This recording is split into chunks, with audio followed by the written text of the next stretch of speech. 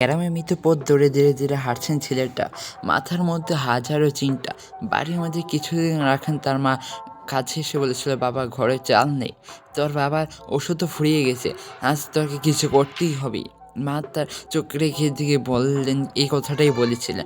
কিন্তু কি করবে ছেলেটা? সে তো কোনো বড় বা বাড়ি কাজ জানে না। সেই টাকা, তার টাকা আনবার হাতে মাত্র ছিল হাতে 10 টাকা। সে কিছুটা সম্ভব? এরকম হাজারো চিন্তা নিয়ে ছেলেটা রাস্তায় হাঁটছিল।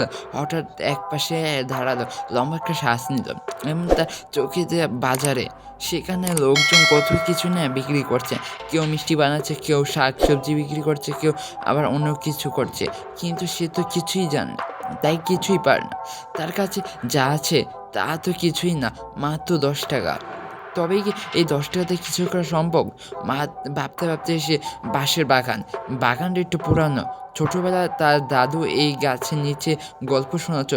সে বাগানে অনেক বাঁশ ছিল।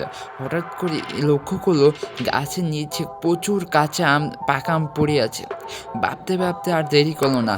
মনে মনে তার মায়ের কথা মনে পড়লো। তার মা বলেছিল, কিছু একটা তো করতে হবে। ছোটোবেলাতে সে জানে আমগুলো কেউ খায় না, তাই কেননা এটি ঘুরিয়ে নেবে, বাঁচিয়ে বিক্রি করবে। দৌড়ে চলে গেল বাগানের মালিকের কাছে। বলল, কাকু, এই পড়ে থাকা আমগুলো কেউ নিতে পারে? তোর বৃদ্ধ তার থেকে হাসিয়ে বললেন, নিতে পারিস বাবা, এটা কেউ তো খায় না। এই নীতি একমাত্র সে দেরি করে না, বাড়ির থেকে এক ব্যাগ আনলো, ব্যাগ ভর্তি আম নিয়ে গেল। তারপরে সে চলে গেল বাজার। তার কাছে যে 10 টাকা ছিল, সেই 10 টাকা নিয়ে আরও কিছু সুন্দর ভালো আম কিনলো। তারপর সুন্দর করে সাজিয়ে সে আমগুলো বিক্রি করতে লাগলো, বেচতে লাগলো। বলছিল, কাঁচা আম কেমিক্যাল ছাড়া সবাই নেয়। তারপর সেই ছেলেটা খালি এরকম করে সবার দিকে তাকিয়ে বেচতেছে, কেউ নিচ্ছে না সেই ছেলেটার থেকে। ছোটোবেলা অনেকজন আবার তাকিয়ে আছে, আবার ভাবছে যে এই ছোটো ছেলেটাতে কী নিব, বড় বড় দোকান থাকতে। তারপর ছেলেটা নরম মানুষ, তাই হালটা ছেড়ে নেয়। সে আবার কী করলো, সে আবার দোকানতে যেয়ে বড় বড় দোকান যেয়ে বললো, ভাই আপনারা নিতে পারেন, আঙ্কেল এটা আপনি নিতে পারেন, আমি দাম বেশি রাখবো না, কমে ধরবো না।